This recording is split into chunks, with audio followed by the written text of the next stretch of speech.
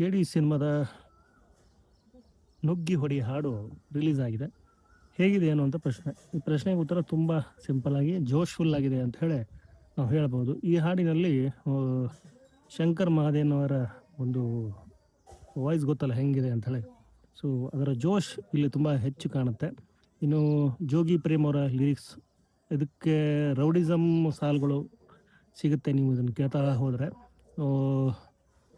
ಮಚ್ಗೆ ಕರುಣನೇ ಇಲ್ಲ, ಹಾಗೆಯೇ ರೌಡಿಸಮ್ಗೆ ಯಾವುದೇ ಥರದ ಗುರುವೇ ಇಲ್ಲ ಅನ್ನುವಂಥ ಲೈನ್ ಬರುತ್ತೆ. ಅದಾದ ಮೇಲೆ ರಾಮ ಲಂಕೆಯನ್ನು ಗೆಲ್ಲಲಿಕ್ಕೆ ಅಥವಾ ರಾವಣನ ಸೋಲಿಕ್ಕೆ ಏನು ಕಾರಣ ಅಂದರೆ ಅಲ್ಲಿ ಹನುಮಪ್ಪನ ಹೆಸರು ಅಥವಾ ಆಂಜನೇಯನ ಹೆಸರು ಬರುತ್ತೆ. ಸೊ ಅದೇ ಥರ ಕುರುಕ್ಷೇತ್ರ ಗೆಲ್ಲಲಿಕ್ಕೆ ಅರ್ಜುನನ ಹಿಂದೆ ಕೃಷ್ಣ ಇದ್ದ ಅನ್ನುವಂಥದ್ದು. ಹೀಗೆ ಒಂದು ಕಾಂಬಿನೇಷನ್ ಲೈನ್ಗಳೆಲ್ಲ ಬರುತ್ತಿಲ್ಲೇ.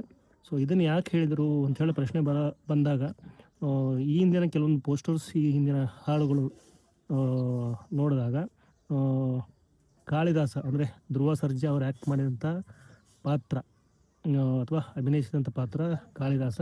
ಆ ಪಾತ್ರದ ಹಿಂದೆ ಇರೋರು ಯಾರು? ರಮೇಶ್ ಅರವಿಂದ್ ಅವರ ಅಥವಾ ಸಂಜಯ್ ದತ್ತ ಅಥವಾ ಕ್ರೇಜಿ ಸ್ಟಾರ್ ರವಿಚಂದ್ರನ್ ಅನ್ನುವಂಥ ಪ್ರಶ್ನೆಯನ್ನು ಈ ಒಂದು ಹಾಡು ಹುಟ್ಟಾಕತ್ತೆ. ತುಂಬ ವಿಶೇಷ ಅನ್ನೋಕ್ಕಿಂತ ರೌಡಿಸಮ್ ಪಕ್ಕ ಮಾಸ್ ಸಾಂಗ್ ಇದು.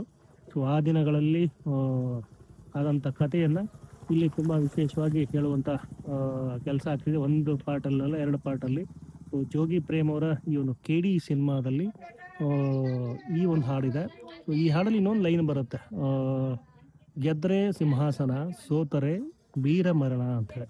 ಸೊ ರೌಡಿಸಮಲ್ಲಿ ಎಲ್ಲಿ ಬರುತ್ತೆ ವೀರಮರಣ ಅನ್ನುವಂಥ ಪ್ರಶ್ನೆ ಬರುತ್ತೆ. ಸೊ ಈ ಪ್ರಶ್ನೆಯನ್ನು ಹುಟ್ಟಾಕ್ತಿರುವಂಥ ಈ ಹಾಡಿನಲ್ಲಿ ಜೋಶ್ ಇದೆ, ಹಾಗೆಯೇ ಅರ್ಜುನ್ ಜನ್ಯ ಅವರ ಸಂಗೀತದ ಮೋಡಿ ಇದೆ. ಜೋಗಿ ಪ್ರೇಮ್ ಅವರ ಕ್ಲಾಸ ಅನ್ನೋಕ್ಕಿಂತ ಮಾರ್ಕ್ಸ್ ಸಾಲುಗಳ ಒಂದು ವಿಶೇಷ ಇದೆ. ಶಂಕರ್ ಮಹಾದೇವನ್ ಅವರ ಜೋಶ್ಫುಲ್ ವಾಯ್ಸ್ ಇದೆ. ಸೊ ಕೇಳಲಿಕ್ಕೆ ಇಂಟ್ರೆಸ್ಟಿಂಗ್ ಆಗಿದೆ. ಇಡೀ ಒಂದು ಹಾಡು ವಿಜುವಲಿ ಹೇಗಿರುತ್ತೆ ಅನ್ನುವಂಥ ಕುತೂಹಲ ಇದೆ. ಸೊ ಸದ್ಯಕ್ಕೆ ಇಷ್ಟು, ಮತ್ತಷ್ಟು ಇನ್ನಷ್ಟು ಹೇಳ್ತಾನೆ ಇರ್ತೀನಿ. ಸದ್ಯಕ್ಕೆ ನಮಸ್ಕಾರ.